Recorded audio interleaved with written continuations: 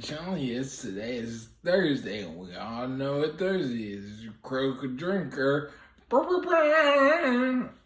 don't know why I did, but let's start greeting. Come on. Hello, my name is Daniel. I'll be your host. Your guy in the chair. He said it. And today we're gonna see why this scene, the final battle of the Lord of the Rings, the Two Towers final battle, hits hard still to this day. So let's sit back and enjoy. Ever have a movie experience so epic that you just know you're never going to see anything quite like it again? Like you'll never quite reach that same emotional high you felt in that special moment? Well, probably not so much in recent years, but by golly, there was once a time when going to a movie theater meant a chance to experience pure magic and wonder on the biggest screen imaginable. And I don't think any movies captured that feeling quite like The Lord of the Rings, Peter Jackson's magnum opus, the epic trilogy to end all trilogies, the apex of big-budget Hollywood filmmaking, balanced out by mature storytelling and an abiding respect for the source material instead of some narcissistic filmmaker determined to put their own stamp on it. Films that would be literally impossible to make at any other time before or since. And because the trilogy is getting its 25th anniversary re-release, oh my god, I'm old. People have been taking to social media and sharing some of their favourite moments and scenes that have stuck with them for the past quarter of a century. And well, I felt like it's damn well time I chimed in with mine, because it's all too easy to spend your days bitching and moaning about the state of modern entertainment here on YouTube. Rightly so in most cases, but it's also nice to be reminded once in a while that yes, movies and TV shows can conjure up some pretty fucking incredible experiences. And well, this right here is mine.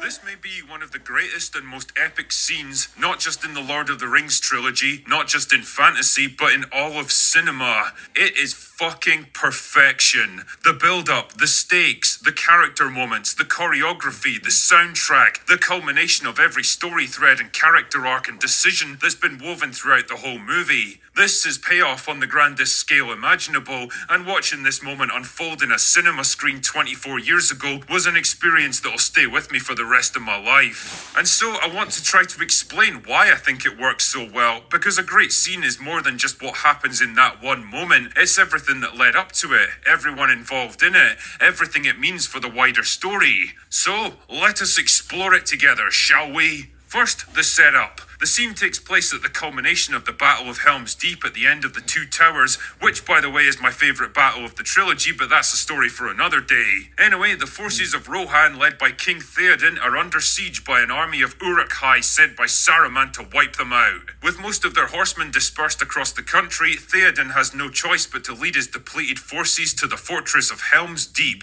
which should at least give them a fighting chance against the vastly superior army. As Aragorn and the others head to the refuge, Gandalf leaves in search of Eomer, who led most of his men away after being dismissed by Wormtongue. It's established very clearly that Theoden and his men are completely outclassed in this battle. Their army consists mostly of old men and boys conscripted into service, hastily armed with ancient weapons and dented armour, relics of past wars barely fit for purpose now.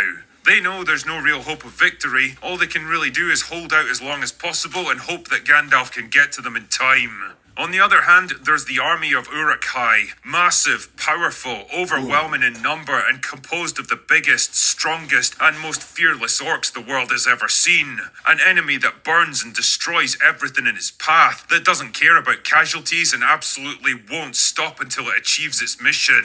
This isn't an army of invasion or conquest, it's an army of annihilation. If Helm's Deep falls, Rohan will die. As far as stakes go, it doesn't get much higher than that. Secondly, the characters. Theoden is a man with the weight of the world resting on his shoulders, an old king in his twilight years whose mind was slowly poisoned by his chief advisor, who allowed his kingdom to fall into decline and his armies to fade away, whose own son was killed in the fighting without him even knowing about it. A man who was barely saved by Gandalf, who wakes up at last only to find his country under siege and the fate of his people balanced on a knife edge. He knows that his time is almost up, that this might be his last battle, but he's determined to go down fighting.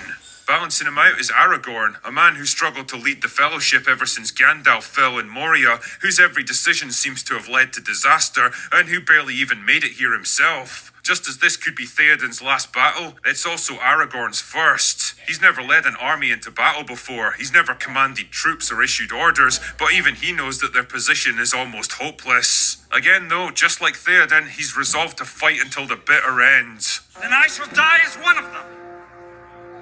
Thirdly, there's the battle itself. The Uruk-hai throw themselves against the fortress like a wave. This isn't a carefully coordinated assault with precise maneuvering and tactical deployments. It is a brute force sledgehammer attack that relies on two things: overwhelming power and sheer weight of numbers. J.R.R. Tolkien lived through the horrors of the First World War, and he saw for himself the human wave attacks that sacrificed hundreds of thousands of lives to gain a few miles of territory, and this battle is a perfect reflection of that.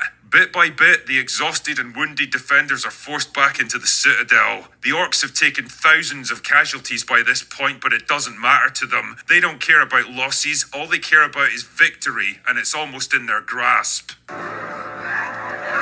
What can men do against such reckless hate? This is an enemy the likes of which Theoden and his people have never faced before. An army that will not stop, that can't be daunted and won't show them any mercy. A relentless machine of war that even human courage can't stand against. With all hope seemingly lost, Aragorn suggests one last suicidal charge, trying to buy time for the women and children to escape, knowing they won't make it far but determined to try anyway. Ride out and meet them. For death and glory. For Rohan. You know, people often point to Theoden's speech at the Battle of the Pelennor Fields as the best one of the trilogy, but for me, it's this one right here. Fell deeds awake. Now for wrath. Now for ruin. And the red gold. It's not eloquent or heroic, it doesn't inspire thoughts of victory, it's the last words of a man facing the end, knowing there'll be no one left to sing songs about him when it's all over. A man whose only goal now is to fight and die. And fight they do, their charge carrying them all the way down the causeway into the very heart of the enemy army, where they're sure to be overwhelmed and wiped out in a matter of seconds. That's when it finally happens, the thing Aragorn had pinned all his hopes on, the thing we as the audience had all but forgotten about in the chaos and disasters of the battle. Fuck yeah, bro. And so we come down to it at last. Gandalf arriving at the last moment to save the day with the sun rising behind him. Éomer and his men riding to the aid of their king. And between them, an army of orcs, battered and depleted after a whole night of bloody carnage, but still very much in the fight and determined to win at any cost. Even now, the situation seems hopeless. The music you're hearing in this moment isn't triumphant, it's tragic. It's preparing you for a brave but futile last stand. The riders of Rohan seem to be charging straight into a wall of spears, hurling themselves towards certain death. Horses, swords, and human courage thrown helplessly against a machine of war. And I say machine because that's exactly what they're up against. Pay attention to the Uruk-hai here, the way they march in lockstep, their brutal industrial-looking armor, the sound their boots make as they trample the ground.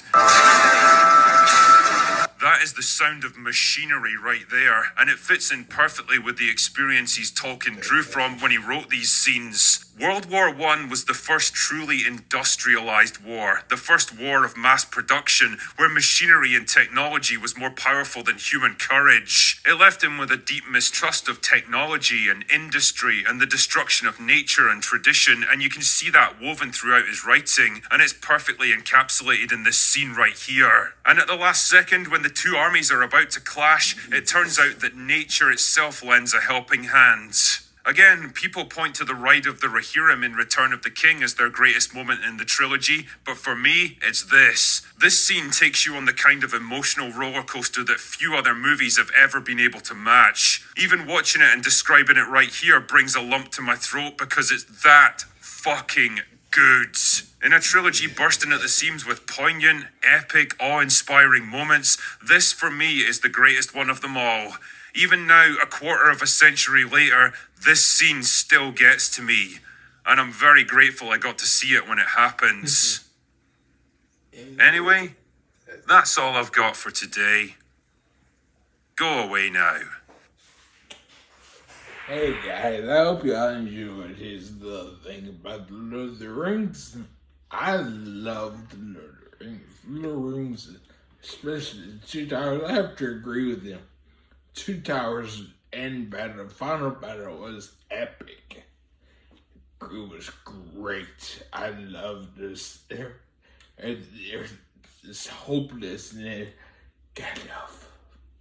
And they had helpful elements. That was real clever. At first, I thought Gandalf threw the spell, but no, he let the rising sun help him, which was cool in itself.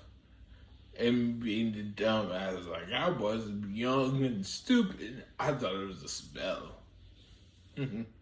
But I hope you had this for you want to see more. You like what you saw. Don't forget to like it, comment down below, share, and then subscribe. I did that way, I don't know. But anyway, I hope you had an awesome night. The rest of your day go really well. Then I'll see you in the next video. Bye.